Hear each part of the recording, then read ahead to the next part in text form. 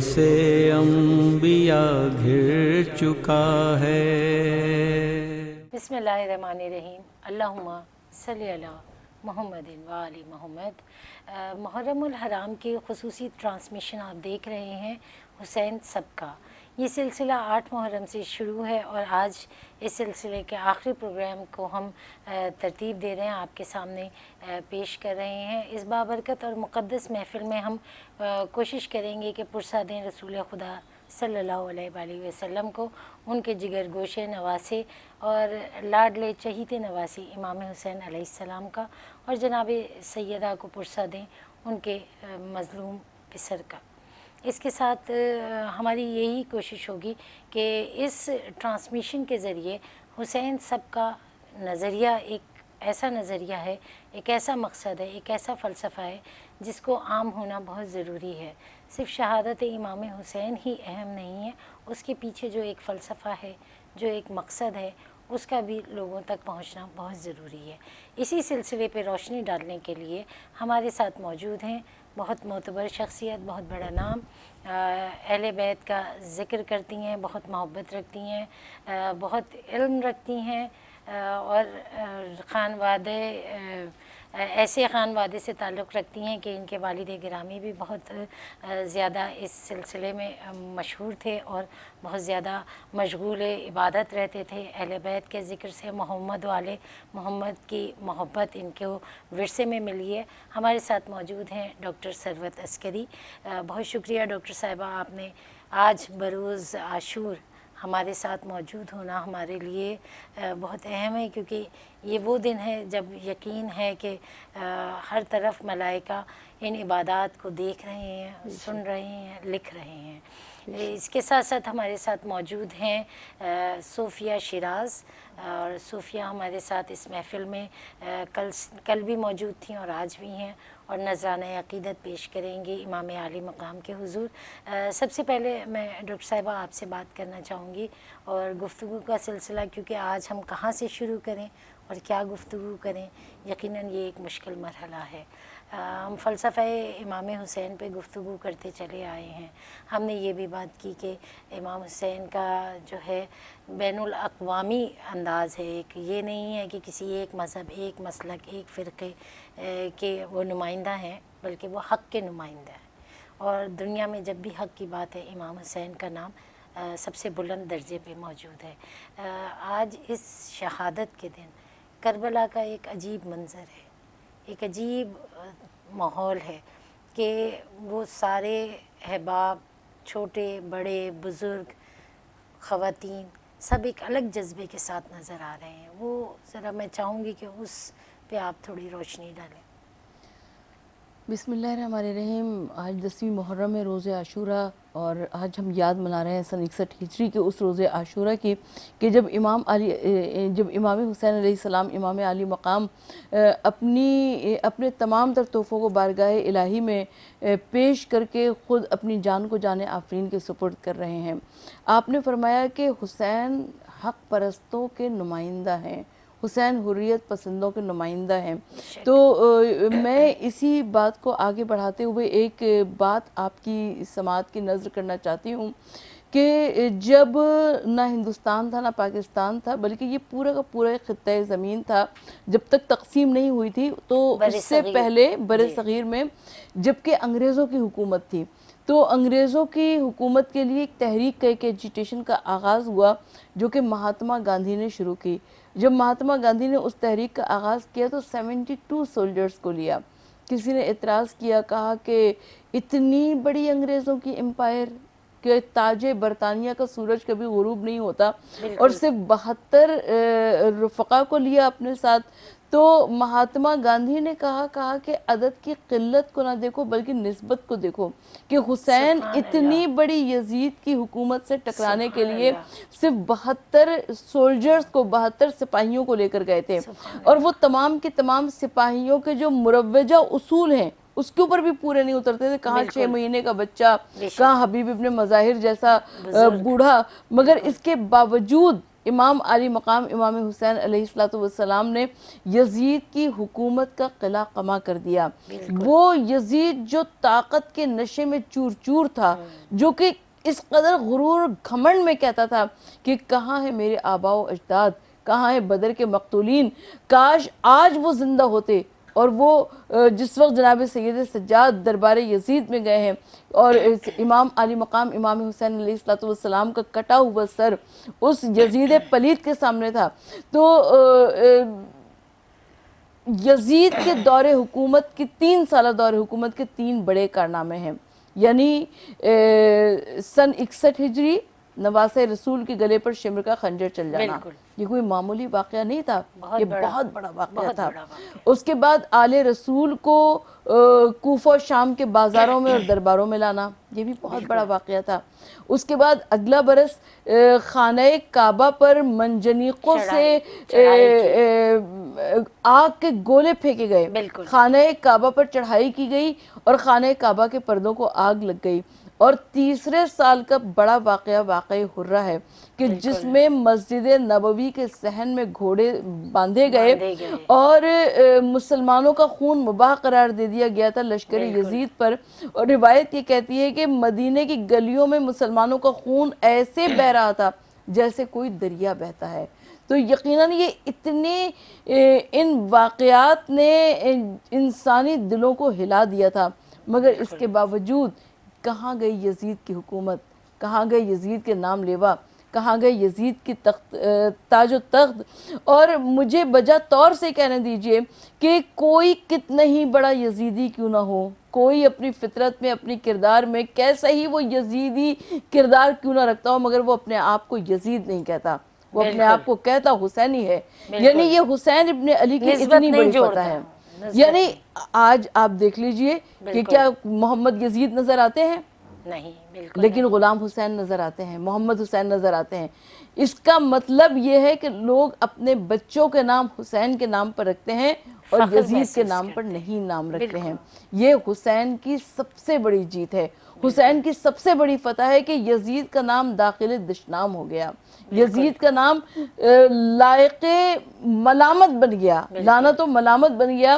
اور جب تک رہتی دنیا رہے گی یزید کا نام لعنت و ملامت میں داخل رہے گا. بالکل ایسا ہی ہے. بالکل یہ سلسلہ آپ دیکھیں کہ وہ بقول شاعر کے جب بھی کبھی ضمیر کا سودا ہو دوستو قائم رہو حسین کے انکار کی طرح. تو امام حسین کا یہ جو ایک انکار ہے، جو بیعت سے انکار اور یزید کے ساتھ جس طرح آپ نے بھی بیان کیا کہ یزید کا نام و نشان مٹ گیا، اتنا حق پہ رہنے والا شخص جب کربلا کے میدان میں آتے ہیں امام حسین، آج کا دن کیونکہ نسبت ہے شہادت کی، تو اس سے پہلے کے کچھ بڑے ہی ایسے احوال ہیں جن کا ہم ذکر جب کرتے ہیں تو بڑی ہی ایک تو تکلیف بھی ہے، مصائب بھی ہیں. جناب سکینہ ہیں، ایک چھوٹی بچی، چھوٹی بیٹی کو چھوڑ کے آنا، سارے رشتوں کو، جس طرح آپ نے کل بھی ذکر کیا کہ سارے رشتے کربلا میں موجود ہیں، اور امام حسین ان سارے رشتوں کے ساتھ ملاقات کر رہے ہیں، ملاقات آخر ہو رہی ہے. وہ ایک منظر جو ہے وہ بہت ہی تکلیف دہ ہے. امام حسین علیہ السلام نے مقتل کربلا میں صدائے استغاثہ بلند کی، اور جب صدائے استغاثہ بلند کی تو حل میں ناصر ینصرنا کی جب آواز بلند کی تو خیمے سے شور گریہ بلند ہوا. امام علیہ السلام نے جناب زینب سے پوچھا کہ کیا وجہ ہے رونے کی. جناب زینب نے فرمایا کہ علی اصغر نے آپ کی صدائے استغاثہ سن کر اپنے آپ کو جھولے سے نیچے گرا لیا ہے. بس امام علی مقام آخری تحفے کو بارگاہ الہی میں پیش کرنے کے لیے لے چلے اور ننھی سی قبر کھود کے اصغر کو گاڑ کے شبیر اٹھ کھڑے ہوئے دامن کو جھاڑ کے، اور اس کے بعد امام علی مقام نے خیمے کے دروازے پر کھڑے ہو کر صدا دی کہ علیکن و منی السلام، اے زینب اور ام کلثوم، بھائی کا آخری سلام. اے سکینہ و کبریٰ، اب کبھی بابا کو اپنے درمیان میں نہ پاؤ گے. اے ام رباب و ام لیلہ، والی و وارث کا آخری سلام. اے اماں کی کنیز فضہ، اماں فضہ، حسین کا آخری سلام. حسین ایک ایک کو سلام کرتے جا رہے ہیں. جناب زینب نے فرمایا کہ بھیا درمیان خیمہ آ جائیے، یہ بھوکی پیاسی یہ بیبیاں، یہ اجڑی ہوئی بیبیاں جن کی مانگ بھی اجڑ چکی ہے، جن کی گود بھی اجڑ چکی ہے، یہ ایک مرتبہ آپ کی زیارت کرنا چاہتی ہیں۔ اور امام علی مقام درمیان خیمہ آ گئے۔ ان اجڑی ہوئی بھوکی پیاسی بیبیوں نے امام حسین علیہ السلام کے گرد ایک حلقہ ماتم بنا لیا۔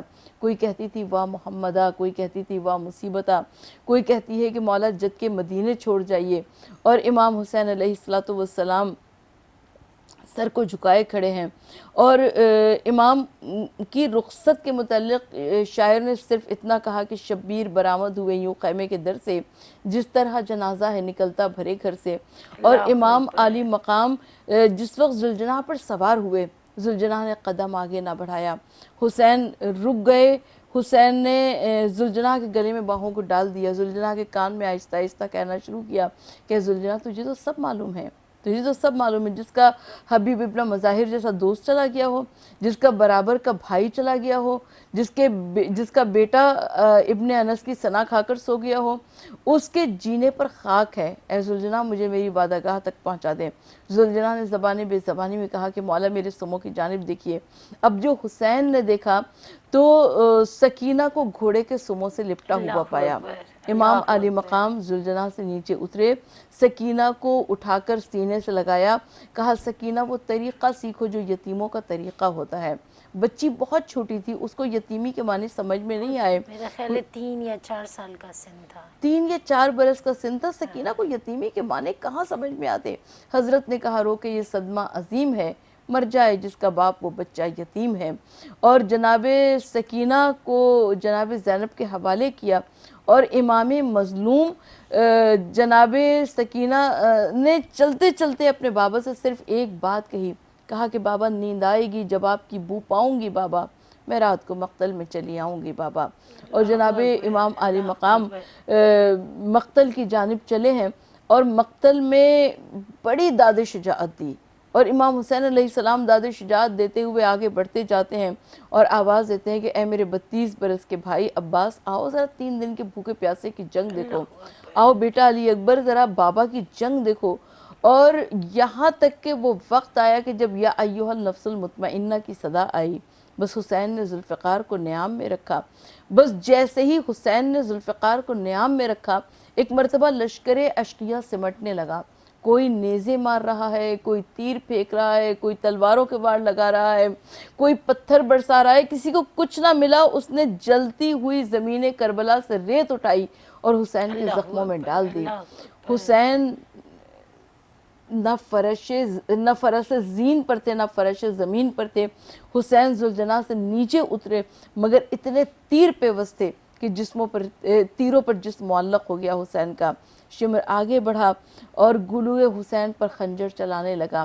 جب یہ قافلہ پہنچا دربار یزید میں، تو کیونکہ تمام قاتلان حسین انعام و اکرام کی لالچ میں اپنے اپنے کارناموں کو بیان کر رہے تھے، تو شمر نے کہا کہ میں نے 13 مرتبہ ضرب لگائی ہے امام حسین علیہ السلام پر۔ ایک مرتبہ یزید نے کہا کہ 3 دن کا پیاسا گلا، تجھے 13 مرتبہ ضرب کیوں لگانی پڑی؟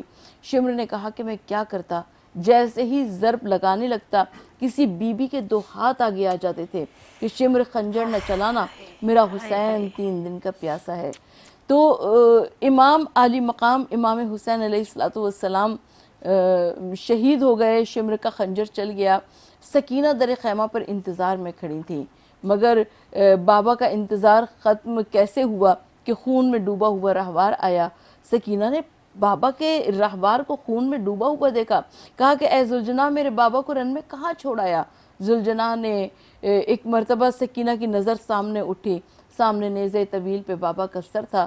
قد قتل الحسین بکربلا، قد ذبح الحسین بکربلا کی صدا بلند ہو رہی تھی، یعنی کربلا میں حسین شہید ہو گئے، شیعہ بے امام ہو گئے اور سکینہ یتیم ہو گئی۔ یہ اتنی کرب کی بات ہے، یہ ایسا وقت ہے اور ایسے ذکر ہے کہ اس میں الفاظ آپ کا ساتھ نہیں دیں گے، زبان آپ کا ساتھ نہیں دے گی۔ میں درخواست کروں گی صوفیہ شیراز سے کہ صوفیہ آپ نذرانہ عقیدت پیش کریں امام کے حضور میں۔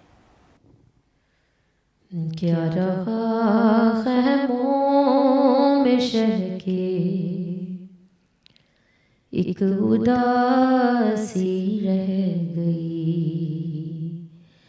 صرف رونے کو محمد کی نواسی رہ گئی. چھینتا تھا شمر چادر اور زینب بار بار. چھینتا تھا شمر چادر اور زینب بار بار. اپنی چادر کے محافظ کو بلاتی رہ گئی. کیا رہا خیموں میں شہ کے ایک اداسی رہ گئی. قید میں بالی سکینہ کو ملا بابا کا سر. قید میں بالی سکینہ کو ملا بابا کا سر. منہ پہ منہ رکھ کر جو سوئی ماں جگاتی رہ گئی. کیا رہا خیموں میں شہ کے ایک اداسی رہ گئی. صرف رونے کو محمد کی نواسی رہ گئی. جزاک اللہ، جزاک اللہ. عبادت کا سلسلہ ابھی جاری ہے. ایک چھوٹے سے وقفے کے بعد مزید ہم اس پروگرام کو آگے بڑھائیں گے.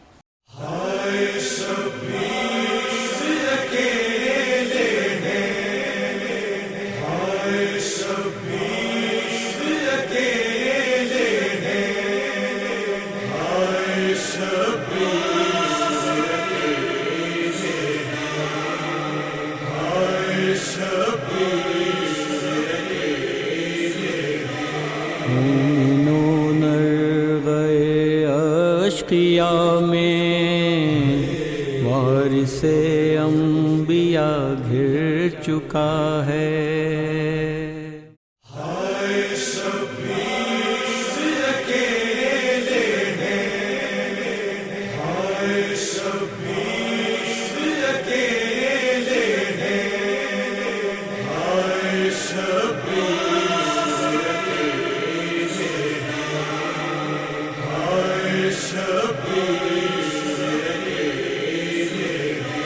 مومنون گئے اشقیا میں وارث انبیاء گھر چکا ہے.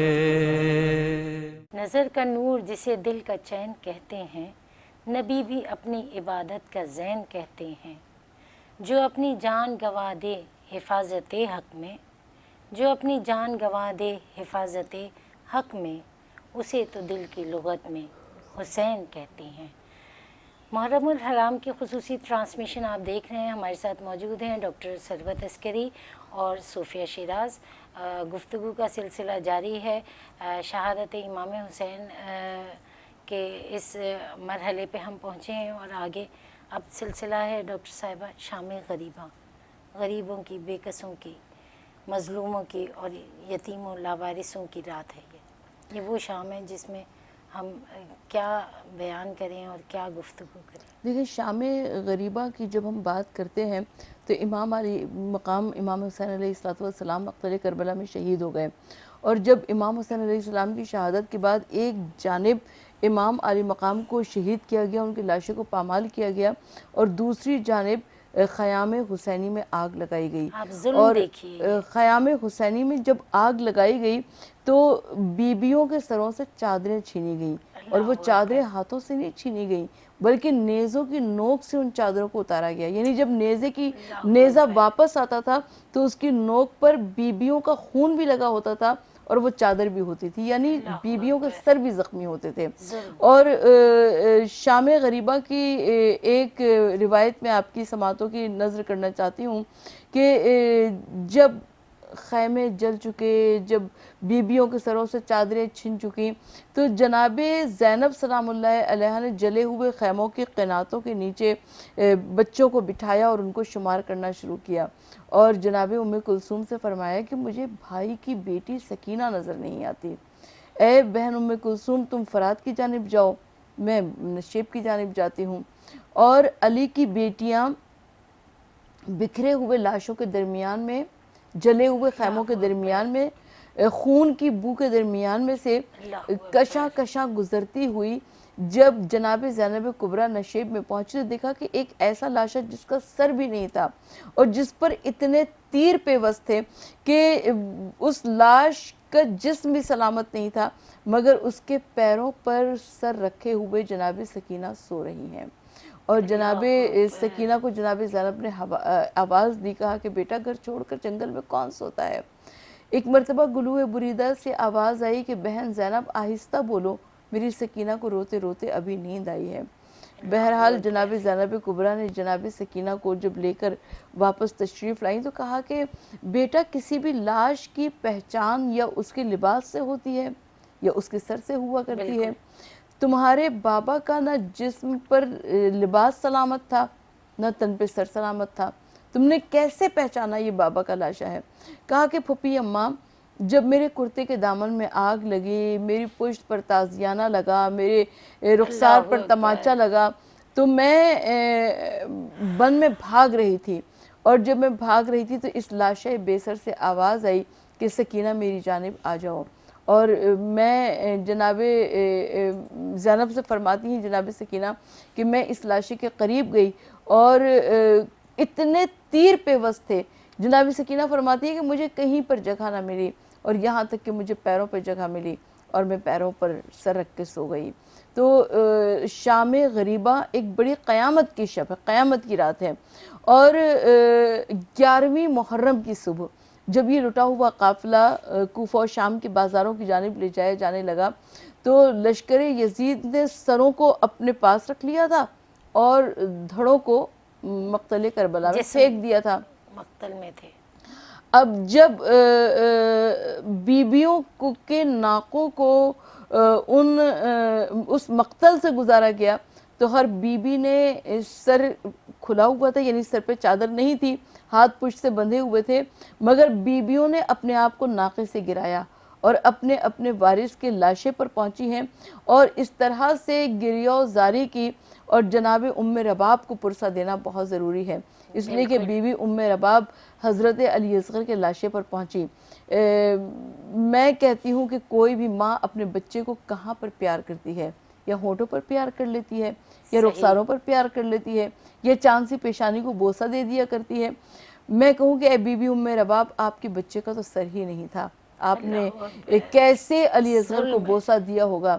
اور اس کے بعد حضرت ام رباب نے فرمایا، کہا کہ بیٹا علی اکبر چھوٹے بھائی کا خیال رکھنا، اور اس کے بعد یہ قافلہ چلا ہے اور کوفہ و شام کے بازار میں پہنچا، اور جب کوفے پہ یہ اتنی تیزی سے اس قافلے کو دوڑایا گیا کہ 12 محرم کو یہ قافلہ کوفے کے دروازوں پر موجود تھا، اور وہ بچے جو ماؤں کی گودیوں میں موجود تھے وہ بچے ماؤں کی گودیوں سے چھوٹ، کیونکہ ماؤں کے ہاتھ پس سے پشت بندھے ہوئے تھے، اب وہ بچے اونٹوں سے گرے، پامالے سمے اسپا ہو گئے، جو بچہ جہاں پہ گرا وہیں پہ اس کی ننھی سی قبر بن گئی۔ آج بھی جب زائرین کربلا جایا کرتے ہیں تو وہ ننھی ننھی قبریں نہیں ہیں، بلکہ وہ سنگ میل ہیں زائرین کے راستے بتانے کے لیے کہ یہاں سے غریبوں کا لٹا ہوا قافلہ گیا تھا۔ اور جب کوفے کے اوپر یہ قافلہ پہنچا ہے، کوفے کے باہر یہ قافلہ پہنچا ہے، تو ایک مرتبہ کہیں سے آواز آئی کہ السلام علیکم یا اہل البیت نبوت و معادن رسالت۔ جناب زینب کبریٰ حیران ہوئی، کون ہے ہمیں سلام کرنے والا؟ اب جو کوفے کے دروازے پر نظر پڑی تو دیکھا کہ سر مسلم لٹک رہا ہے، 18 بنو ہاشم، 18 بھائیوں کی بہن۔ ایک مرتبہ جناب زینب گھبرا گئیں، اس لیے کہ امام حسین علیہ السلام کا سر گھوڑے نیزہ طویل پہ بلند تھا، حضرت عباس کا سر گھوڑے کی گردن میں بندھا ہوا تھا، مسلم کا سر کوفے کے دروازے سے لٹکا ہوا تھا، اور زوجہ مسلم آگے بڑھیں اور کہا کہ والی سر سے چادر چھن گئی، میں شکایت نہیں کروں گی، والی مجھے درباروں میں بازاروں میں لے جایا گیا، میں شکایت نہیں کروں گی، بس مجھے صرف اتنا بتا دیجئے کہ جب مدینے سے چلے تھے تو میرے 2 بچے ہمراہ لے کر آئے تھے، کوفے کی گلیوں میں میرے بچے کہاں کھو گئے؟ اتنی درد کی یہ داستان ہے، اس کو کربلا کا نام ہی اسی لیے کرب و بلا ہے کہ ہر طرف کرب ہے اور ایک عجیب کیفیت ہے، ایک عجیب دکھ ہے، ایک عجیب درد ہے جو جب بھی ساری زندگی بھی آپ سنتے رہیں تو یہ تکلیف، یہ درد اسی طرح محسوس ہوتا ہے۔ بے شک یہ سلسلہ مجھے نہیں لگتا کہ ہم اس کو ختم نہ تو کرنے کا دل چاہ رہا ہوتا ہے اور نہ ہی یہ سلسلہ، یہ جو مصائب ہیں یہ اتنے مختصر ہیں نہیں، ہم اتنے بیان نہیں کر سکتے، ہمارے پاس وہ الفاظ بھی نہیں، اور اتنی طوالت ہے ان مصائب کی کہ ان کی جزیات میں اگر آپ جائیں تو آپ کی رونگٹے کھڑے ہو جائیں اور روح کانپ جائے۔ یہ وہ تکلیفیں ہیں۔ مجھے اتنا بتا دیجئے کہ اہل بیت اطہار تاریخ میں جو ملتا ہے کم از کم 1 سال کی مدت میں قید میں رہے، اس کو ہم ذاکرین 30-40 منٹ میں پڑھ دیا کرتے ہیں۔ بالکل کیسے ہم ان مصائب کا احاطہ کر سکتے ہیں جو آل محمد پر، اہل بیت اطہار پر گزرے؟ صحیح بات ہے، ہر روز ہر شب ایک عجیب جہاد ہے، ایک عجیب تکلیف ہے، ایک عجیب کرب ہے، اور اس میں چھوٹے بچے بھی ہیں، بزرگ بھی ہیں اور بیمار بھی ہیں۔ بیمار کربلا کا اگر ہم ذکر نہ کریں تو میرا خیال ہے ہمارے مصائب ادھورے رہ جاتے ہیں، کیونکہ ایک واحد وہ مرد بچے تھے۔ امام سید سجاد علیہ السلام کو بیمار کربلا کا ہمیں ٹائٹل دینا امام سید سجاد کو کچھ غلط ہوگا، اس لیے کہ امام سید سجاد کی ایک عظیم انقلابی شخصیت ہے جس نے بازار کوفہ و شام سے لے کر درباروں تک کی منزلوں کو طے اور سر کیا، اور دربار سے وہ اس قافلے کو لے کر مدینے تک پہنچا ہے۔ تو جناب امام سید سجاد کی ایک عظیم شخصیت ہے، لیکن کیونکہ حجت خدا کو بچانا تھا، امام وقت کو بچانا تھا، لہٰذا پروردگار عالم نے چند پہر کا بخار ان کے اوپر کر دیا تھا، جس کی وجہ سے امام سید سجاد پر جہاد ساقط ہو گیا تھا، اور امام حسین علیہ السلام نے وصیت کی، کہا کہ بیٹا، امام سید سجاد سے کہا کہ بیٹا جہاد بالسنان ہم کر چکے، جہاد بالصبر تمہیں کرنا ہے۔ اور امام سید سجاد نے کیا صبر کی نشانیاں دکھائیں کہ کوفہ و شام کے بازاروں میں علی و فاطمہ کی بیٹیوں کو ہمراہ لیے ہوئے اور درباروں میں پہنچے ہیں، اور جس وقت جناب زینب کبریٰ سے یزید نے پوچھا کہ کچھ دیکھا، تمہارے رب نے تمہارے ساتھ کیا کیا، تو اس وقت جناب زینب کبریٰ نے فرمایا کہ میں نے کربلا میں سوائے جمال الہی کے کچھ نہیں دیکھا۔ یعنی حضرت عباس کے بازو کٹ جانا حسن و جمال الہی، حضرت علی اکبر کے کلیجے پہ برچی کا پھل لگنا حسن و جمال ہے، امام حسین علیہ السلام کے گلے پر شمر کا خنجر چل جانا، لاشے پر گھوڑے دوڑنا کیا حسن و جمال ہے۔ لیکن امام علیہ السلام کو جناب زینب یہ بتا رہی ہیں کہ جب رضائے رب میں راضی ہونا چاہیے تو بڑے سے بڑی مشکل بھی حسن و جمال الہی بن جاتی ہے۔ اور جناب امام سید سجاد کو ہم سلام پیش کرنا چاہیں گے، اس لیے کہ امام سید سجاد علیہ السلام نہ صرف یہ کہ کوفہ و شام کے بازاروں میں، بلکہ اپنی پھوپھی سکینہ کی ننھی سی قبر بنائی اور اس پورے قافلے کو لے کر مدینہ واپس آئے، اور مدینے میں حضرت امام سید سجاد کا ایک لقب آدم آل محمد ہے۔ یعنی جس وقت کے کربلا میں محسوس یہ ہو رہا تھا کہ تاریخ تشیع کا خاتمہ ہو گیا ہے، مرد سارے شہید ہو گئے ہیں، عورتوں کو اسیر کر کے کوفہ و شام کے بازاروں میں لے جایا گیا، اس وقت امام سید سجاد واپس لوٹ کر مدینے آئے ہیں، اور آپ نے اس فقہی روش کی بنیاد رکھی کہ جس کے بنیادوں سے آج مکتبہ تشیع کھڑی ہوئی ہے۔ اور امام سید سجاد نے دعاؤں کے ذریعے، کیونکہ وہ وقت بڑا سخت تھا، بنی امیہ کے مظالم بہت زیادہ تھے، امام سید سجاد نے دعاؤں کے ذریعے، مناجاتوں کے ذریعے توحید رب العالمین کو بیان کیا، اور اپنے اوپر کیے جانے والے مظالم کو بیان کیا۔ یہی وجہ ہے کہ جب کوئی شخص مدینے آیا اور مدینے میں آ کر اس نے ان تمام وہ جانتا نہیں تھا قبیلے قریش کو، خاندان بنو ہاشم کو. وہ آ کر ایک دیوار سے ٹیک لگا کر کھڑا ہو گیا، اور جب دیوار سے ٹیک لگا کر کھڑا ہو گیا تو پرنالے سے پانی کے کچھ قطرے آئے جو کہ اس کے لباس پر گر پڑے. اس نے کہا کہ پتہ نہیں یہ پانی پاک ہے یا ناپاک ہے، اس لیے کہ میں تو یہاں پر ٹیک لگا کے کھڑا ہوا تھا. ہاتف غیبی کی ندا آئی، کہا کہ اے شخص، اگر اس پانی سے پاک و پاکیزہ کوئی چیز ہوتی تو وہ دنیا میں کوئی اور چیز ہو نہیں سکتی تھی، اس لیے کہ امام سید سجاد کی آنکھوں سے بہنے والے آنسو ہیں. تو حضرت امام سید سجاد جب کھانا سامنے آیا تو امام سید سجاد روئے، جب پانی سامنے آیا تو امام سید سجاد روئے. اور امام سید سجاد مدینے کا ایک شخص تھا جس نے آ کر کہا کہ فرزند رسول، جب سے آپ آئے ہیں مدینے میں خوشیوں کے کام موقوف ہیں، اگر آپ اجازت دیں تو میں اپنے بیٹے کا بیاہ رچا لوں. امام سید سجاد نے فرمایا کہ بھائی تجھے کس نے منع کیا؟ اگر ہم کو بلانا ہے تو ہمارے بابا کی مجلس سے عذاب اپا کر. اور وہ شخص بڑا خوش ہوا، اس نے ایک ایک گھر پہ پہنچا، دق الباب کیا اور کہا کہ میرے بیٹے کی فلاں دن شادی ہے اور امام سید سجاد نے آنے کا وعدہ کر لیا ہے، پہلے میرے امام کے بابا کی مجلس بپا ہوگی اور اس کے بعد میرے بیٹے کے سر پہ صحرا بندھے گا. اور امام سید سجاد وقت مقررہ پر اس مومن کے گھر پہنچے. اب ذاکر نے مصائب میں کیا پڑھا مجھے نہیں معلوم، حضرت علی اکبر کی جوانی پڑھی یا حضرت قاسم کا پامال لاشا پڑھا، مگر روایت کی بتاتی ہے کہ امام سید سجاد بے ہوش ہو گئے.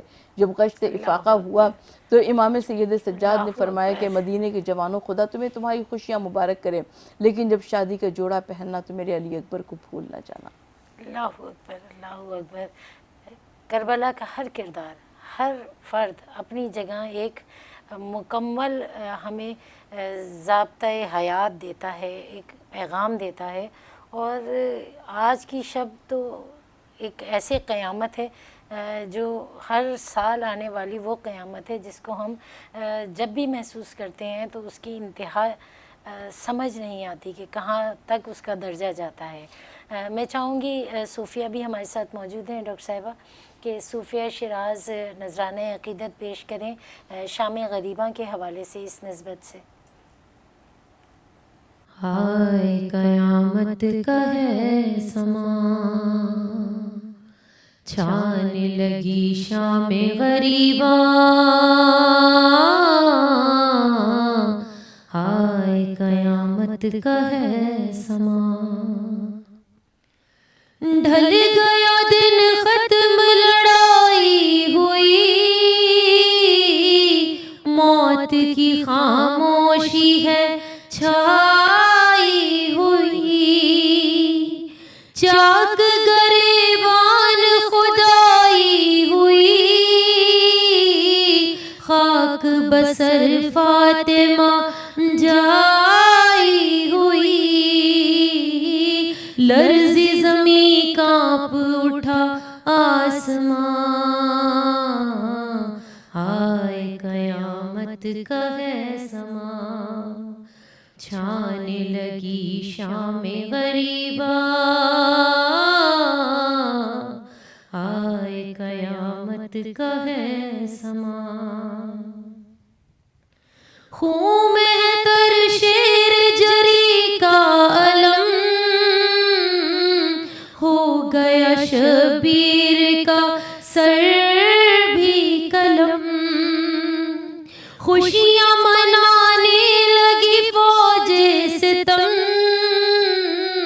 غم سے تباہ حال ہے اہل حرم، لٹ گئی کونین کی شہزادیاں، ہائے قیامت کا ہے سما، چھانے لگی شام غریباں، ہائے قیامت کا ہے سما. جزاک اللہ، جزاک اللہ.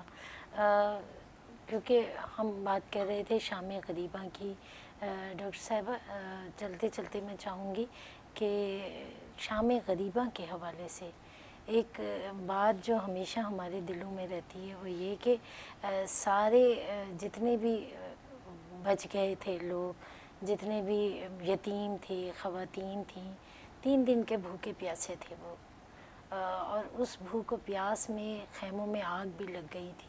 تو وہ رات کیسے گزری ان کی؟ وہ رات بڑی قیامت کی رات تھی، جسے میں اور آپ شام غریبہ کہتے ہیں، اور یہ بیواؤں کی رات ہے، یتیموں کی رات ہے، یہ بے کسوں کی رات ہے، یہ لاچاروں کی رات ہے.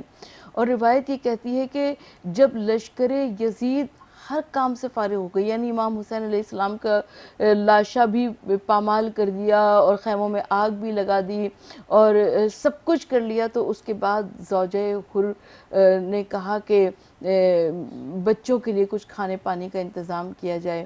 اب کون جاتا، اس لیے کہ سب کے ہاتھ تو قتل حسین سے رنگے ہوئے تھے. سب نے کہا کہ زوجہ حر سے کہ تیرا شوہر امام عالی مقام پر قربان ہوا تھا، تم ہی لے کر جا سکتی ہو. تو زوجہ حر حاضری لے کر آئی ہے، اور جس وقت جناب زینب کبریٰ کے پاس پہنچی، کہا کہ بی بی میں کچھ بچوں کے لیے دانہ اور کچھ پانی پینے کا لے کر آئی ہوں. تو جناب زینب کبریٰ نے کہا کہ پہلے ہم سے میرے بھائی حر کا پرسہ لے لو. یہ ایک بہت بڑی مثال نظر آتی ہے خاندان اہل بیت کی کرم نوازی کی. اور جناب زینب کبریٰ نے پانی کا کوزہ لے کر جناب سکینہ کو جگایا. جب جناب سکینہ نے کہا کہ پھوپھی اماں سب پیاسے بیٹھے ہوئے، سب سے پہلے مجھے کیوں دیا، تو جناب زینب کبریٰ نے فرمایا کہ بیٹا جو خاندان میں سب سے چھوٹا ہوتا ہے پہلے پانی اسے دیا کرتے ہیں. جناب سکینہ اس کوزے کو لے کر ایک مرتبہ مقتل کی جانب جانے لگیں. جناب زینب نے روکا تو کہنے لگیں کہ پھوپھی اماں میرا بھائی علی اصغر بھی پیاسا ہے، میں علی اصغر کے لیے، آپ ہی نے تو کہا ہے کہ چھوٹے کو پانی دیتے ہیں، تو میں علی اصغر کے لیے پانی لے کر جا رہی ہوں. ہمیں کوفہ و شام کے راستوں میں، بازاروں میں، درباروں میں کہیں پر بھی پانی کی سبیلیں نظر نہیں آتی. بہت زیادہ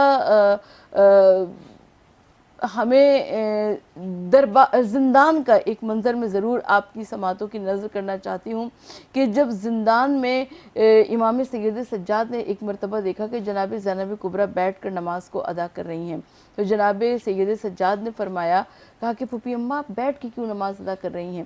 کہا کہ بیٹا جو کھانا اور پانی آتا ہے وہ اتنا مختصر ہوتا ہے، اتنی قلیل مقدار میں ہوتا ہے کہ میں اپنے حصے کا کھانا بھی بچوں کو کھلا دیا کرتی ہوں. اب میرے اوپر اتنا ذوف اور اتنی نقاہت طاری ہو گئی ہے کہ میں کھڑے ہو کر نماز نہیں پڑھ سکتی ہوں.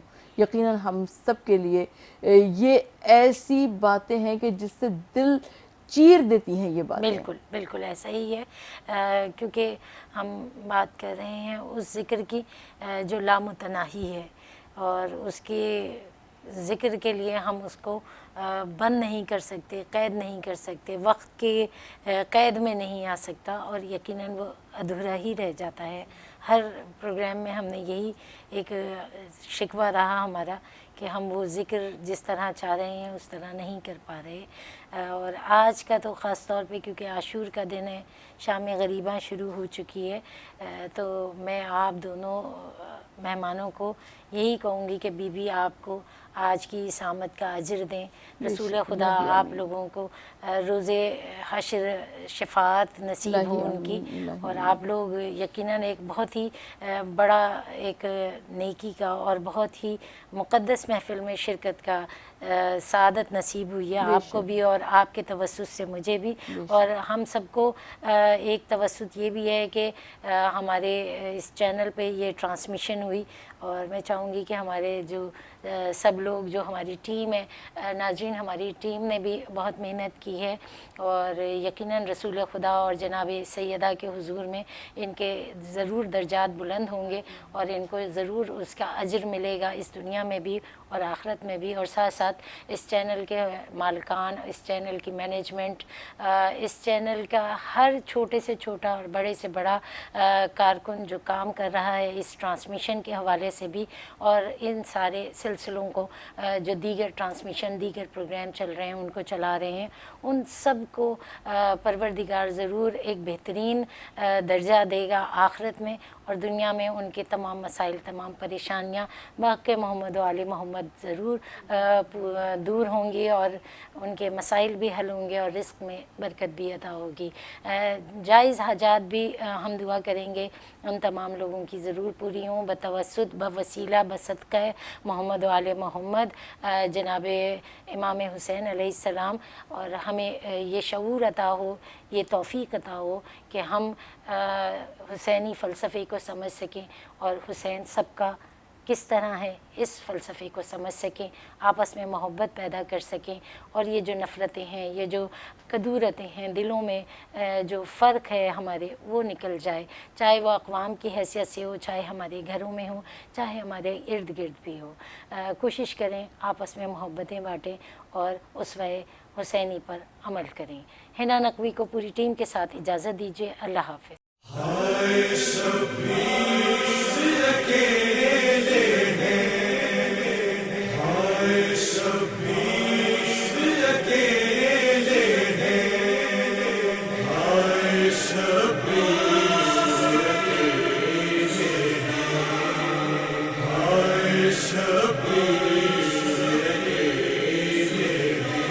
مومنون گئے اشقیا میں، وارث انبیاء گھر چکا ہے۔